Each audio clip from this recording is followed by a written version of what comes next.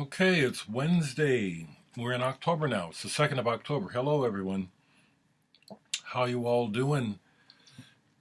This is my very first cup, so I'm just getting going here. But like, if I don't make it in the morning, I probably won't make the video. So here I'm going to make an attempt. Can't even talk yet.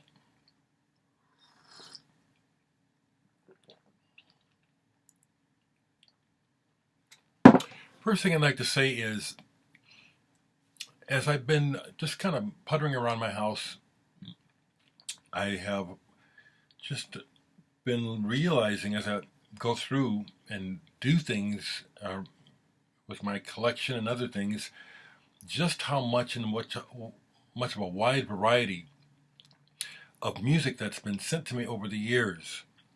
And I will admit that there's been times that people have sent me stuff that probably at the time that I received it, I didn't really appreciate it. But I want to thank you all for extending your kindness to me and sharing music with me. I really do appreciate it very much. And even if I don't get a chance to tell you, sometimes later, and sometimes years later, I'll look at something and say, I don't even remember this. And I'll listen to it, and then I'll have a good experience. One that I can share that just happened a couple nights ago was I have a whole nother section of music in my bedroom because I'm just so out of room. And sometimes I'll just pull something from the CD shelf to play as I go to sleep. And I pulled this the other night and just didn't remember where it came from at all. Vanish the Valley. There's no label, nothing on here. No date, nothing. The only thing on here that I can connect it to is the fact that Dereck sings on a couple of tracks on here. You all know Henry Dereck Bonner from Act of Defiance, and he's got a new band out, and he's done some other things. But he's on here, so maybe he sent this to me.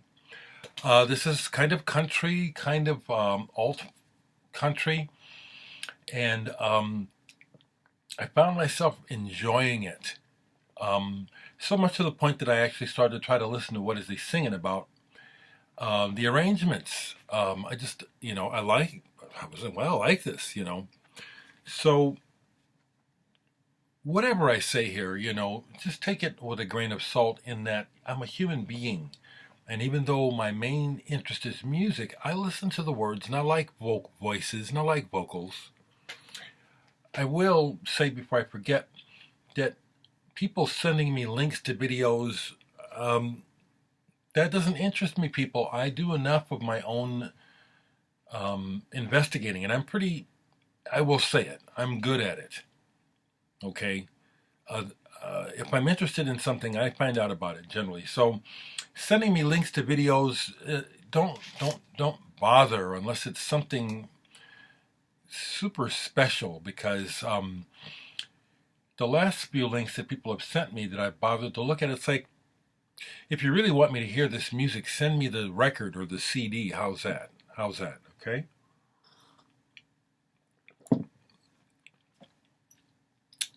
An update, and hopefully I'll be showing it to you shortly. NoFX's manager got a hold of me recently, and that was the way to get some things done. I got an email this morning, supposedly the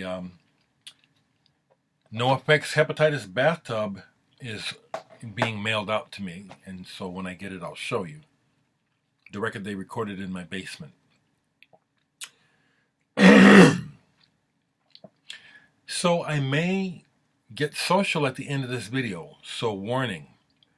And, okay.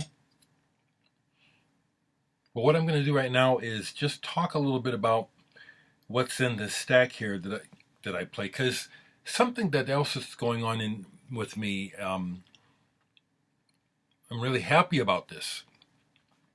Since starting Social Security, this underlying stress that I have always been managing regarding being able to make it from month to month just gone. Oh my God. I had a breakout of some physical ailments as it was kind of coming to fruition how much I'd been holding on to this shit, you know. So what I'm getting at is I will have times, even on a daily basis, where I'm not playing records, I'm not looking on the internet, I'm not cleaning the house, I'm not doing anything. I'm just sitting. Sometimes I'm just standing, looking out my front door. And am I familiar with Zen? Absolutely. Absolutely, I've studied Zen. So I'm very much aware of the Zen nature of just, you know, just letting go and being. And it's really been wonderful. I've been passing some of that on in the last day on Facebook. The serenity of just being, of not needing something, of not wanting something, of not having to be doing anything except just existing. Feels mighty damned good. Right, quick before I go to music, I'll say it's my familiarity with deep ancient wisdom, such as Zen and other schools of thought, that allow me to see through the absolute bullshit and madness of politics. There's nothing you can say to me that will justify the actions of the politicians who are, through their global capitalism, ruining everything. I accept no excuses. If you're benefiting from it, bully for you, you selfish sons of bitches. I mean every word of it, okay? Yeah, fucking low-life, cock-sucking motherfuckers. I couldn't wait. The coffee's kicking in. Man, if you associate with those people and you're offended, I hope you are. Fucking wake your stupid ass up. Okay. I'm going to try to just be relaxed here and get to some pulls, but I'm going to show you what has ended up on my turntable and in my ears that's still sitting out. I played this the other day, David Bowie, Love is Lost. This is the one where it's remixed by LCD Sound System, and the song I'd Rather Be High is on here. You know, the more that I hear the last stuff that Bowie did, as I'm catching it, Bowie was a phenomenon, and his last work is really, really high quality. And I'm just, again, going to be very opinionated here. People who still want to boo-hoo it and say this and that and it wasn't very good. Take off your filters, stop listening to Bowie through his past, and try to get oriented. The man knows he's dying. That makes this album, the last two albums, The Next Day and Black Star, it makes them extremely profound listening experiences to me. Bowie's voice is very, you know what I'm saying? He knows he's going to die. It's coming through his voice. These are my last chances to sing for you, to say anything. I feel it. If I'm making it up, good, because it makes for a wonderful experience. I have been, because I like Opeth, I do. I've checked out the new album. I've listened to it online all the way through. I've also watched the videos, and he's being smart and doing tons of press. So I've been watching all of the interviews and snippets of interviews with him online. I really like this new album, and it sounds like it's finally really gelled the second phase of Opeth. This new album is really excellent, and Anthony Ferraro has let me know he's ordered me a copy. Blows me away. Thank you, Anthony. I look forward to receiving it. With that in mind, yesterday I played this, Opeth Morning Rise, one of their early albums. And Michael was just a teenager when he was making these records, and you can tell. But he was, but it's the makings of something great already. This album is really, for my ears, very badly recorded, real tinny. And this is a reissue on gray vinyl. And the songs are still coming together. Like the songs, he's already doing this thing where he wants to put everything in the kitchen sink into every song, and it's not working just yet, okay? But this is pretty good, okay? I did enjoy, I like the first side probably the most. Morning Rise, played that. Another one from where I just vibe with Europe or something. I played this. I love this album. C.O.B. Moishe McStiff and the Tartan Lancers of the Sacred Heart. No, this is not an original. Those go for crazy money. Associated with the Incredible String Band, I think one of the original members of Incredible String Band left and did this. The story's in here. I haven't read it again recently. This is just really good. There's just...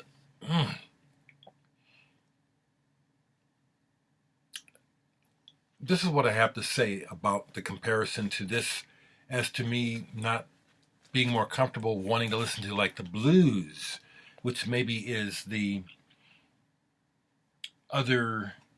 music that mostly directly relates to my historical experience in comparison to this. So I'll say this, that maybe if I lived in England and had been grown up there, and depending on my experience there, maybe I would have that sort of reaction to this music, that it's too familiar, that I hear it all the time and I'm sick of it. Like certain eras of R&B and blues, I can't avoid it. It just reminds me of how tore down shit is. But no, this takes me away. I love that. And I just like the music. I like the guy's voice too. I don't know what he's singing about. So yeah, I spoke too quickly. I do that a lot. My mind rushes ahead and I'll say something and it'll get mixed. So when I was talking about Bowie the other day and I said Scary Monsters instead of Heroes, well, yeah, I got the record, so I know. But, okay, I know you guys love to correct me, so there. Played this. Lodger, I love Bowie. And Robert Fripp is noticeable. His contributions are noticeable on these records, okay? So I'll double down on my opinion that I agree that the musicians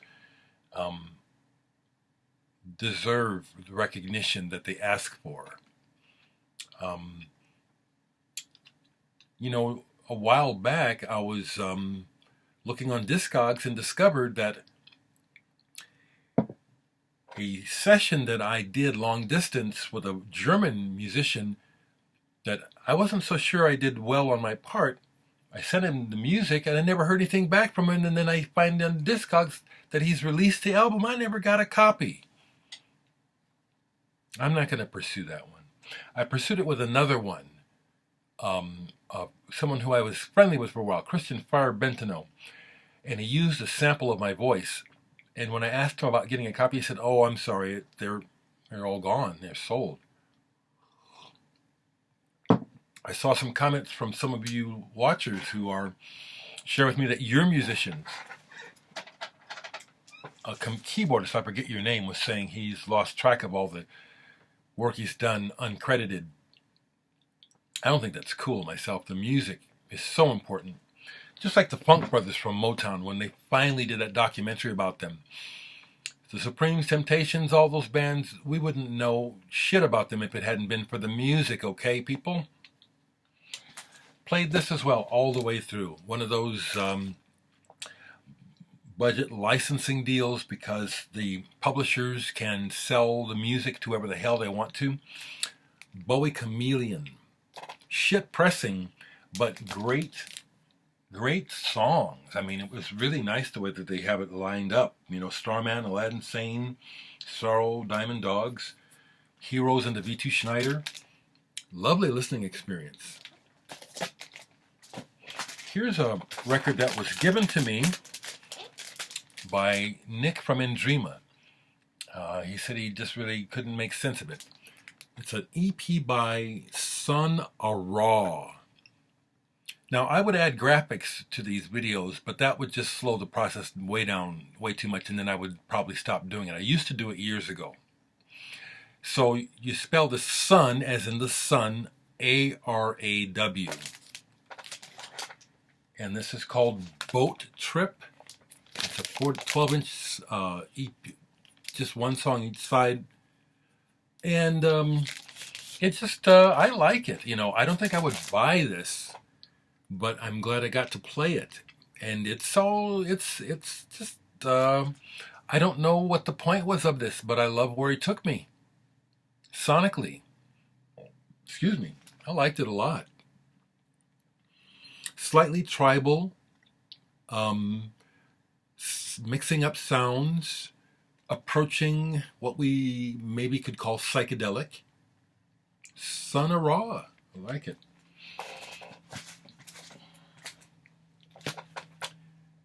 Sun and the Moon. I'll just take a moment here to say something else, okay?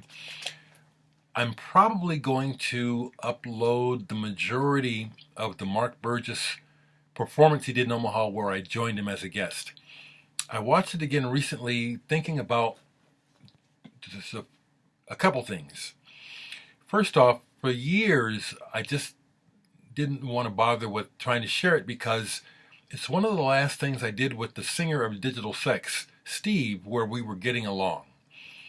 And shortly after that, things went south. You know, I'm still cool with him. He's not cool with me. And so I said, I'll just leave it alone. However, the guy that videotaped the show and made the disc for me has passed away. He was a good friend of mine, Scott. And I thought to myself, I can share this now. I can share this. People want to see this. This isn't about that bullshit with Steve and me. So shortly here, I'm going to upload. I'm not going to include the very first part of the show because he was so nervous. And it's not good. And he said, I'm not used to this. You're so quiet, you know. And the thing was, and I can say this from the audience point of view, Omaha we so seldom get artists like him in any genre that we were blown away that Mark Burgess was in Omaha singing to us. So the stunned audience was just stunned, you know.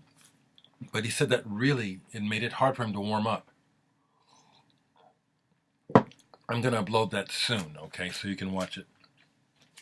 About 50 minutes of the concert. I think I cut off the first one or two songs where he just couldn't even hit the notes. And he's struggling with the guitar, and he's just so nervous. So I'll spare him that. I still consider Mark a friend. Sun and the Moon, the band that he put together after the Chameleons. This is damn good.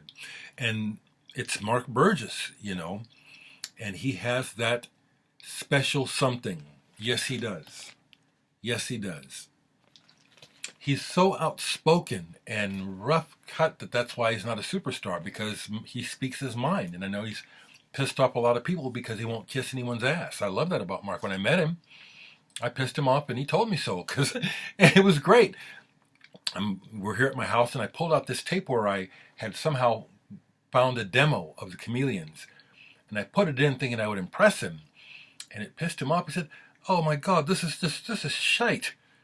You know, where did you get this? This is not even, this is embarrassing, you know. And I completely understood what he was saying once he said it, you know. But we had been drinking, so he let me know. That shit pissed him off and made me like him even more, you know what I'm saying? To not be afraid of people, to be real. Sun and the Moon. Oh God, thank God for coffee and good coffee. Yeah, these records are where I want to be. Not the whole bluesy thing, just really is not my comfort zone at all. Inspiral Carpets, cool as fuck EP. You want to find out why? God damn, I like this music. Still like this band. I think they're very underrated. The swirling organ sound. What's this? The lead singer's name? Was it Clint Boone? Very distinctive voice. This is one where it came to me through, I think, the VC. I had to buy it, but I would not have found out about this guy except through the vinyl community. Let me see if I can get his name now. Timas. He goes by different names, but I bought a couple of his records, and this is one that's called Weird Candy. I'm glad I took him up on it. He made limited editions of these.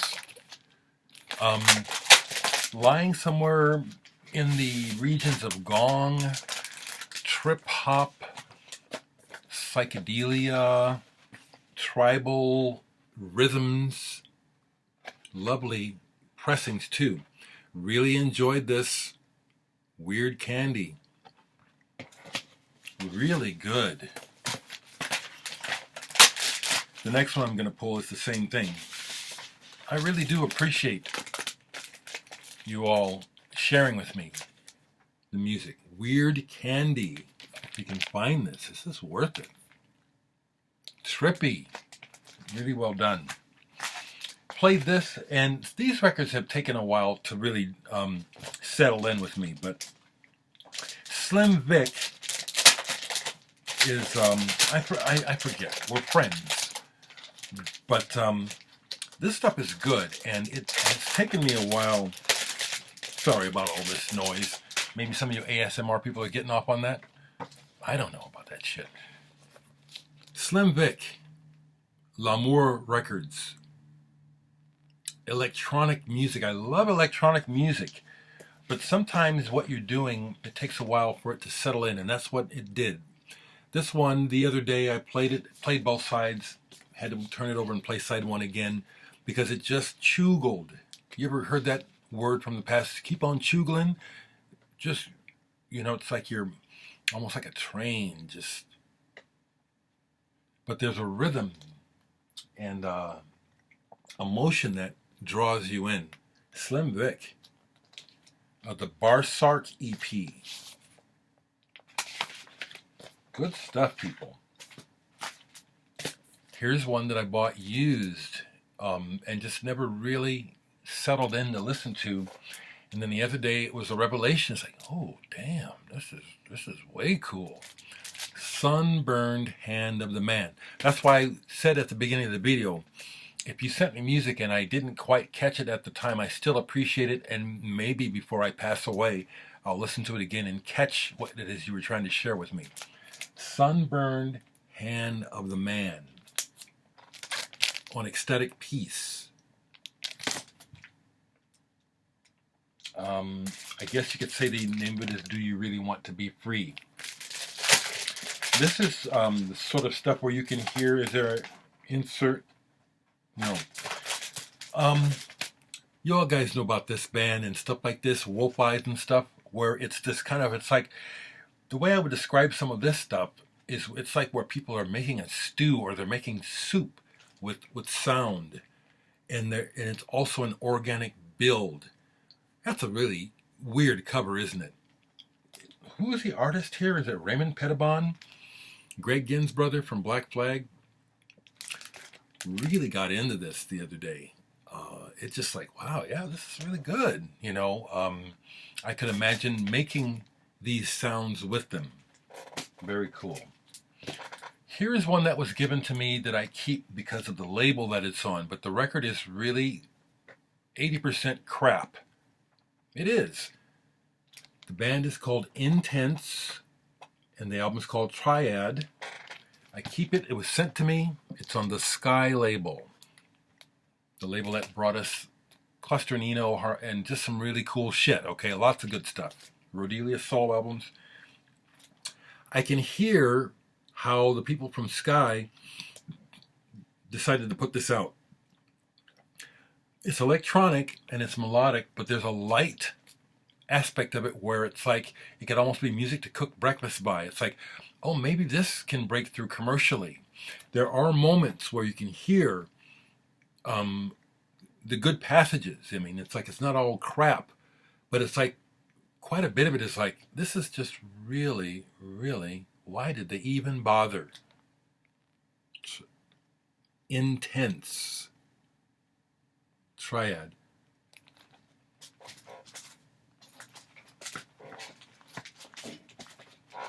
I'm going to keep going here, folks. I do watch my clock. I'm just going to go until I'm done today, okay? And I want to try to just keep going and not worry about the half-hour mark like I just kind of arbitrarily have set up in my mind. Played some more ECM. John Clark, French hornist. Lovely album. Doesn't sound like anybody else. He's played with a lot of people, but he doesn't sound like other ECM artists. This is good.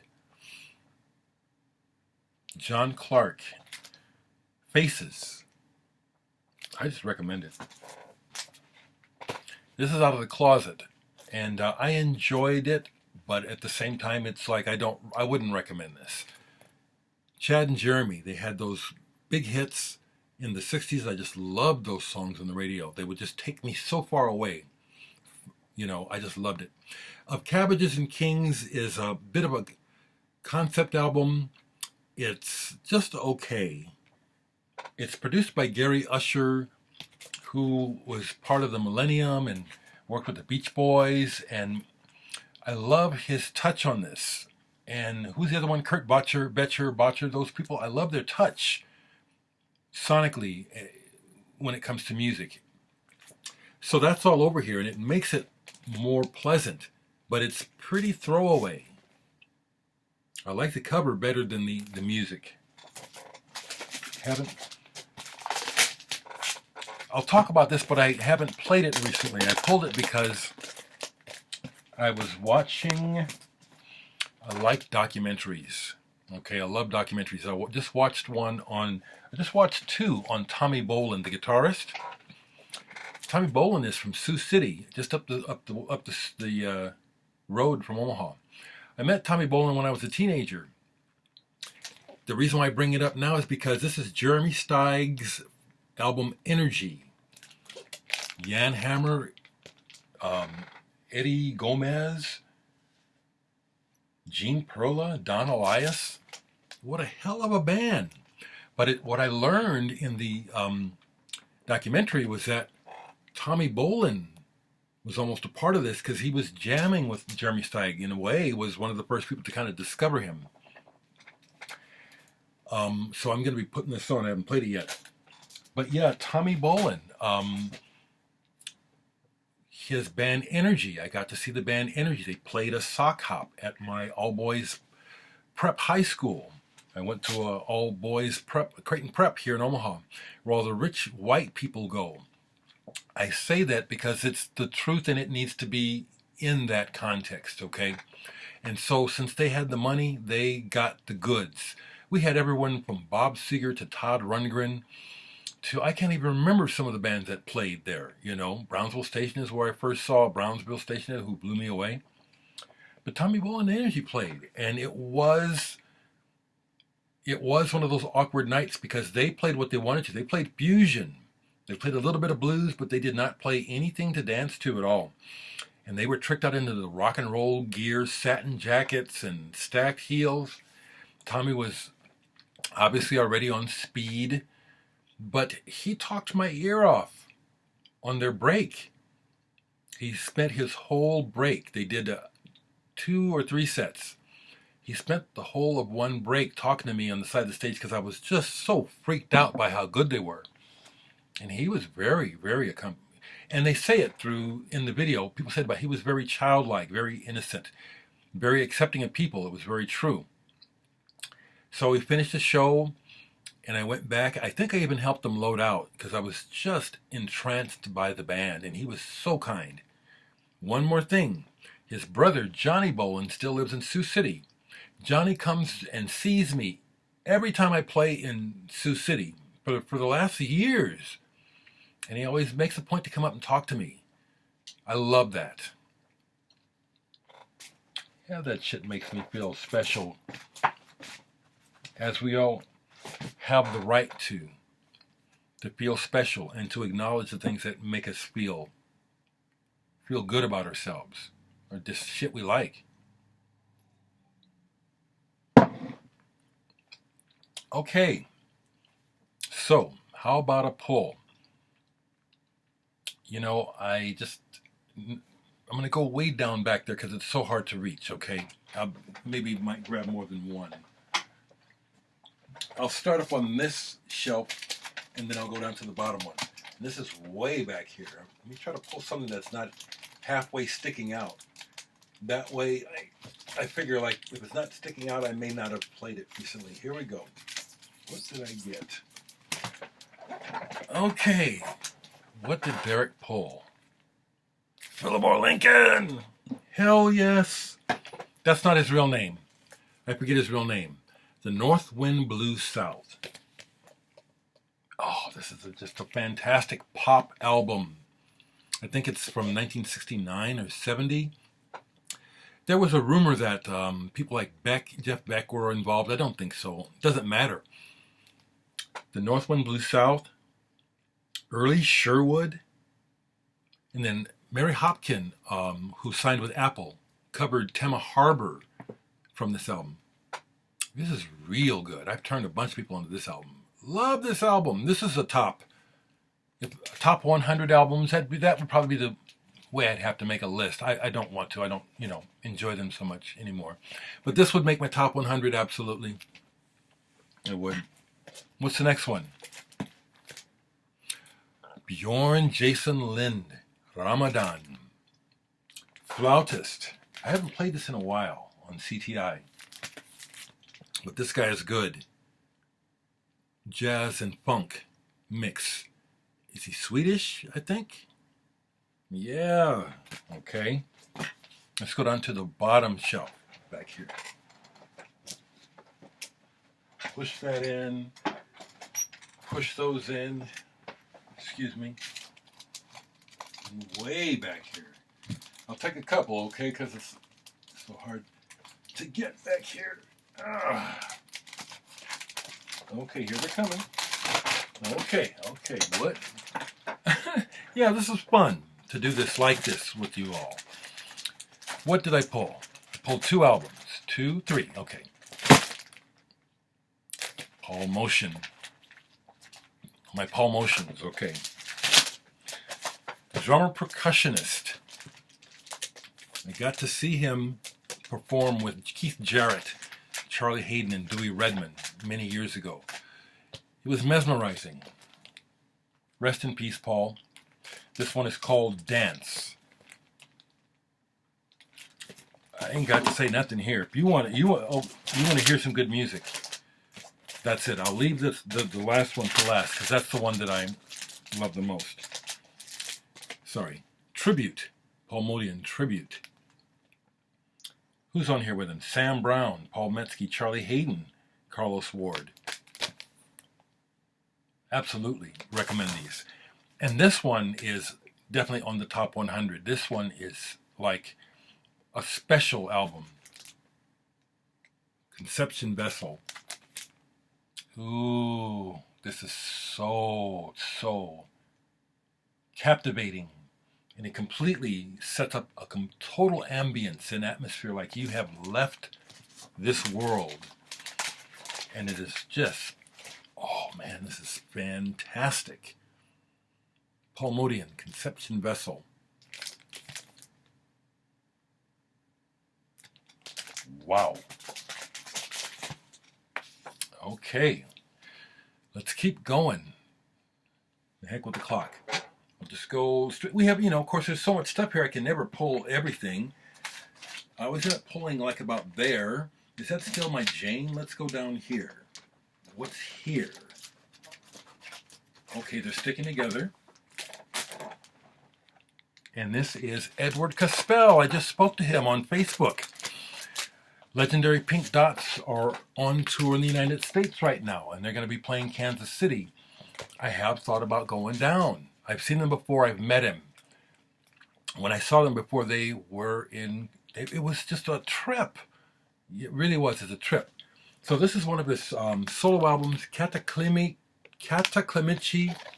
China Doll, numbered. And he's very verbal. And when I'm in the mood for the Pink Dots, yes, I do listen to the words. I like his voice, but he's a trip. And he paints very, very interesting worlds with his words. Okay, so there you go. What's the next one? Another one. I hate that. Another Edward Caspell album. This one is, I think this is Laugh China Doll. If you know the legendary Pink Dots, you know what this is about. Then the next one, Mick Karn from Japan, The Concrete Twin. This is one that I discovered not that long ago, probably within the last year and a half. Didn't even know it existed. Saw it in the store and said, what, really? I still have not absorbed this album completely. His music is a bit strange. His personal compositions, kind of strange, so it takes me a while to get to them. How are we doing, folks? How you doing? Okay, let me go some more. Let me go down here. Like I said, I know mostly what's down here really well, but I'm going to go down here right now anyway. I can almost tell you what I'm going to pull without looking at it, because I know this, okay. See, I can feel them and kind of know. Yep. Emmanuel Top, Electronic. On the mute. Is this on mute? Yeah.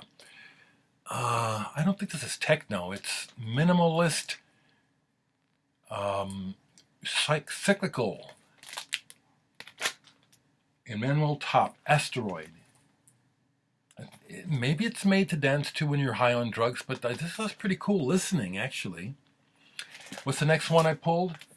Tool. I just talked about Tool. I've listened to the new album more and more. I respect those guys. I like them. Interesting how I'm not really hearing much about the new album now that the hype is calmed down. You know, if it was really that groundbreaking, I'm thinking we'd still be hearing about it from the fans. They ain't hearing shit about the new Tool album and publicly. Not at least what I'm not. And mostly what I'm about in social media and looking at the media is music-related stuff. But this is Lateralis, my favorite by them, the picture disc. It's beautiful. I enjoy this one probably the most of their albums. So that's what I pulled there. Put that away right quick. Right over here is the end of my alphabet for the most part. So if I go right here, it's probably Zappa's.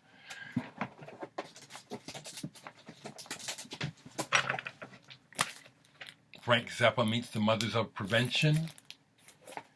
Zappa in New York. Which one is this? Boulez conducts Zappa. That's another one. I've met Pierre Boulez. I got a selfie with him in Chicago. It was so cool because when I was in line after the symphony concert for his 80th birthday celebration with the Chicago Philharmonic or whatever. There was a line to get your merchandise signed, and I was in line, and when it was my turn, I just said, hey, this is amazing. Can I take a picture of us? And as I'm heading around the table, here comes the security guard all freaked out, and Pierre Boulez was just cool. He just waved him away. Boulez's vibe was very much like a jazz musician. He was cool. That's from my Zappa section. Let's go up here.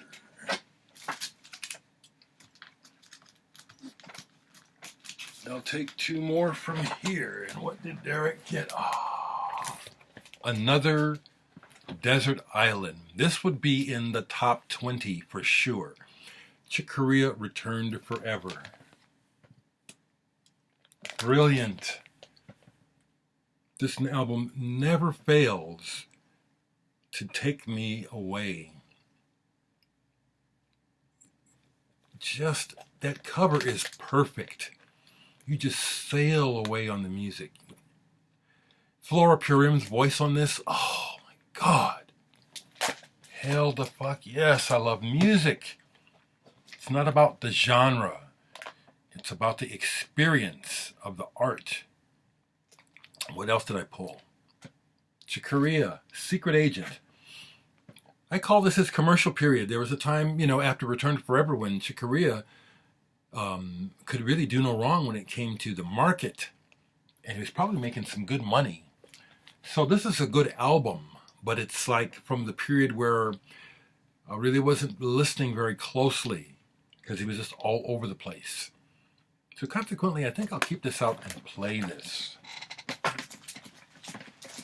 Okay, I'm going to take a break and maybe stop here. Because I want to share something that I just don't know how you can get around what I'm about to say. You people who can call yourselves conservatives and Republicans, I don't know how you can get around this, what I'm about to say.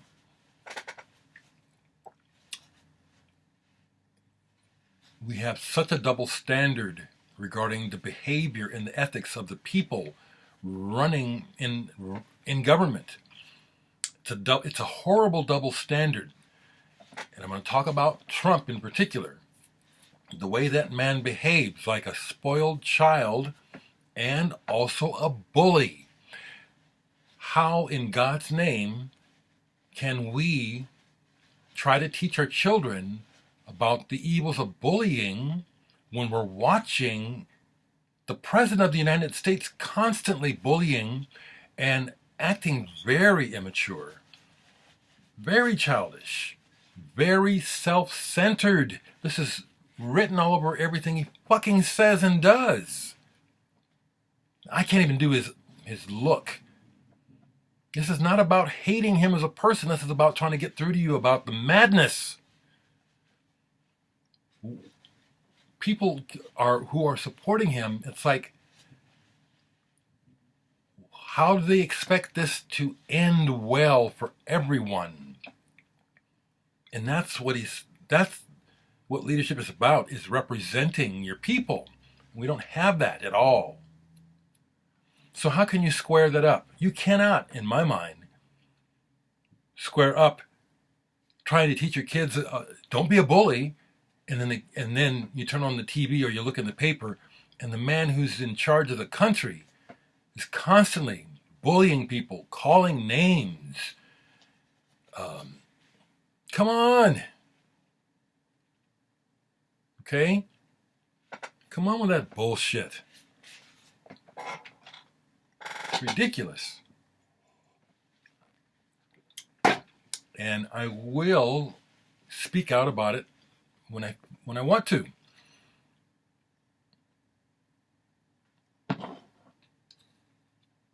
Okay, I'm about done. 43 minutes. Let's see how long this takes to get uploaded.